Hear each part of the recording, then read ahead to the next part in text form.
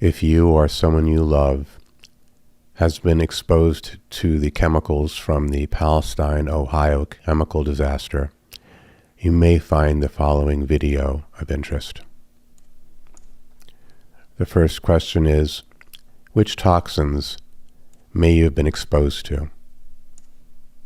So far, we know that this list includes vinyl chloride, dioxin, ethyl hexyl acrylate, isobutylene, and phosgene, but there may be other chemicals that were on the train's manifest that have not been made public yet.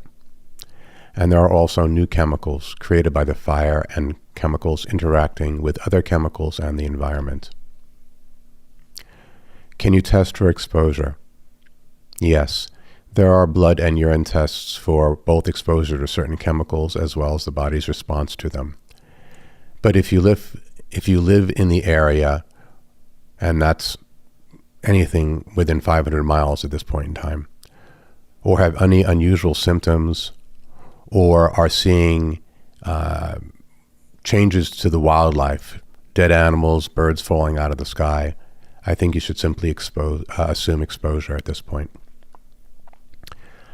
How do you get rid of these toxins?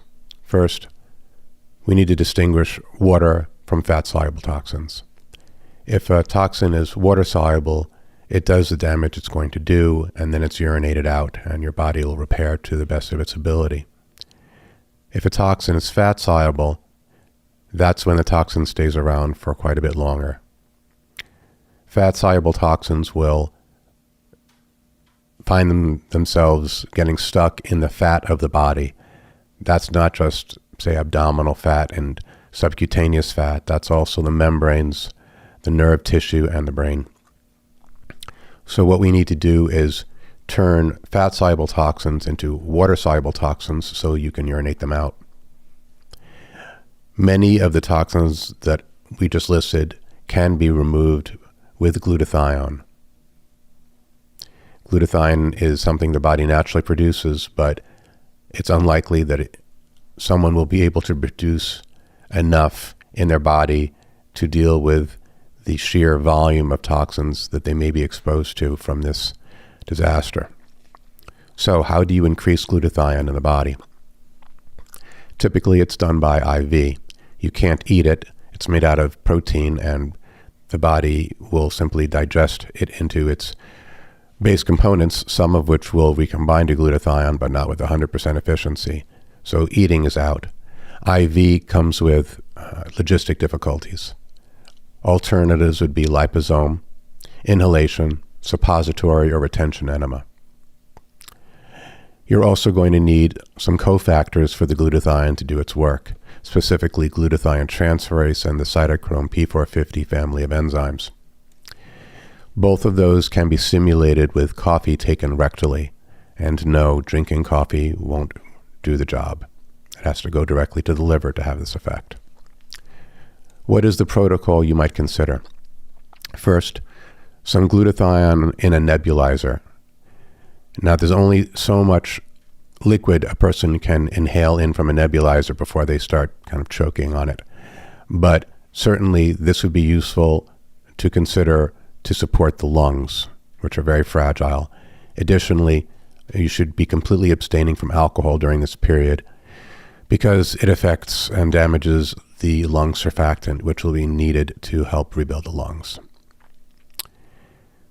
To get larger amounts of glutathione into the body, it's going to have to be done either by suppository or rectally.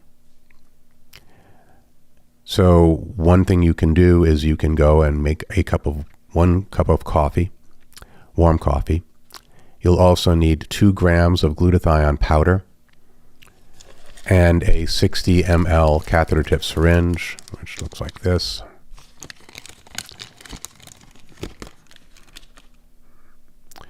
And what you'll do is defecate if possible first, then put some lubricant on the catheter tip of the syringe, Vaseline or olive oil.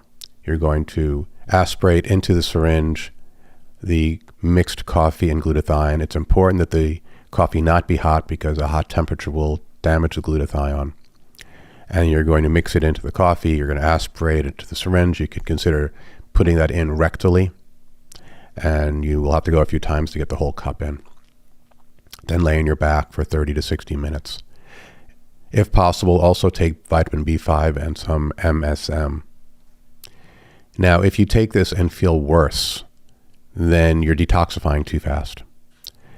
Wait a day, go back, and try it at 1/4 the dose. If that's too much, go down even further. You're looking for the largest amount you can take with symptoms you can handle. And then work your way up until you get to the full dose, which you can do 2 to 3 times a day. It's also important to be binding to any toxins that are made water soluble and find their way into the gut. So 1 teaspoon of charcoal and 1 teaspoon of psyllium fiber and 2 glasses of water should be taken at least once a day. If it gets you constipated, then just take less charcoal. If you have any questions, feel free to reach me through my website. God bless.